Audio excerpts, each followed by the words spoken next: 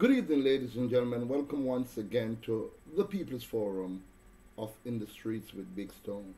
Today, ladies and gentlemen, I'm going to report on a murder, suspected suicide of a police officer and a senior citizen. Amidst allegation, murder-suicide cop described as quiet and odd working.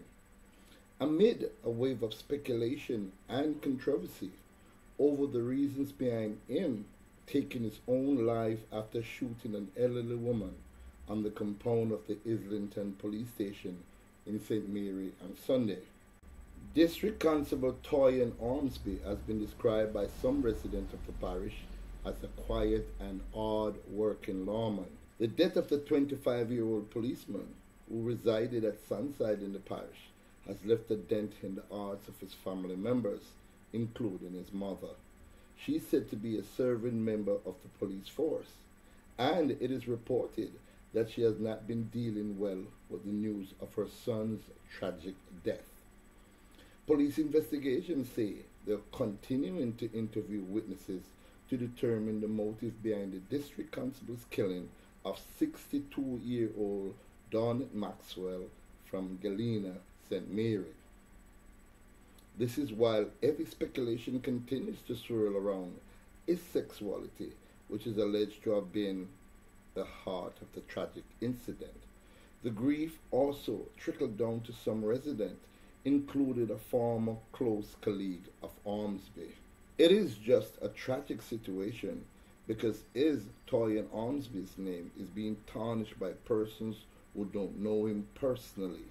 He was quiet, dependable, kind and hard-working. That much I can tell you. When I was speaking to him, he always had a smile and listened attentively. I hope his family received the necessary counselling. As with all that has been said on his death, it is nothing easy to deal with, the woman indicated. She added, Toyan's death has left several persons just so traumatized because he was such a humble, quiet soul. I was talking to even one of his colleagues at the Islington Police Station, and you could literally see the disbelief in his eyes. While we grieve for him, we have also to remember the lady who got killed and her family as well. Overall, it is just sad. Meanwhile, similar to the position of the police force, a deafening silence had greeted the news of the development among those who work closely with the young police officer in relation to several theories that are being bandied about in relation to what led to the incident.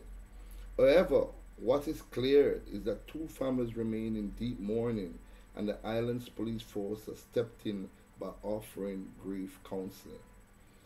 A statement by the police corporate communication unit on Sunday revealed that the Chaplaincy Unit of the Jamaica Constabulary Force has been activated to offer grief counseling to all parties affected by the shooting incident.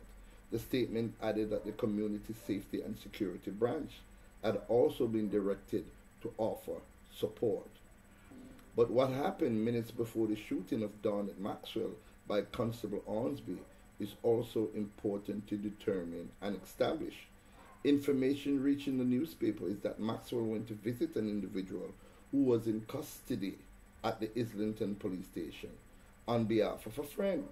She was transported to the station by a relative. It is alleged that when she arrived at the station, Maxwell told officers there what her business was. Constable Ormsby reportedly later saw her and inquired if she was the grandmother of a young man whom Ormsby knew. Maxwell reportedly answered in the affirmative, which means yes, to the question from Ormsby, who was on cell duty at the police station at the time of her visit. The elderly woman reportedly further told Ormsby that she was to sell items at an event the same day and consequently urgently wanted to finish her visit to the station.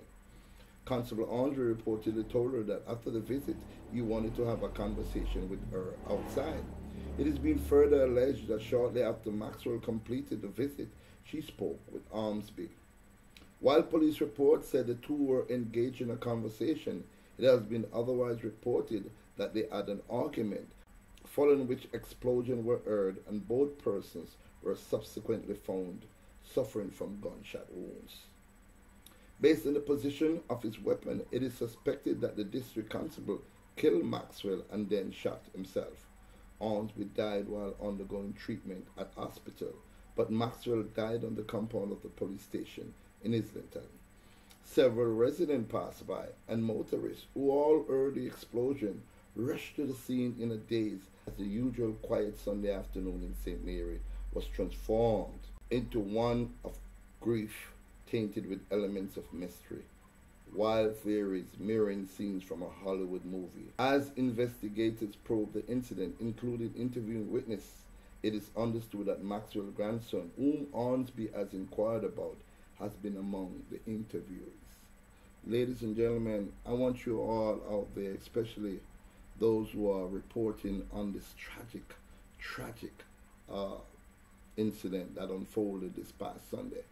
We must remember that even though we want views and we want people to watch our videos, we must also understand that this is very sensitive. Remember, there are loved ones that is left behind to mourn on both families. So for you to blatantly and without knowledge, without confirmed knowledge, make allegation as to one's sexuality or what is transpired because somebody sent you a text, please refrain from further causing grief by posting and publishing these negative stories that are unconfirmed. Thank you very much for watching, and please, if you can, have a safe and wonderful day. Thank you.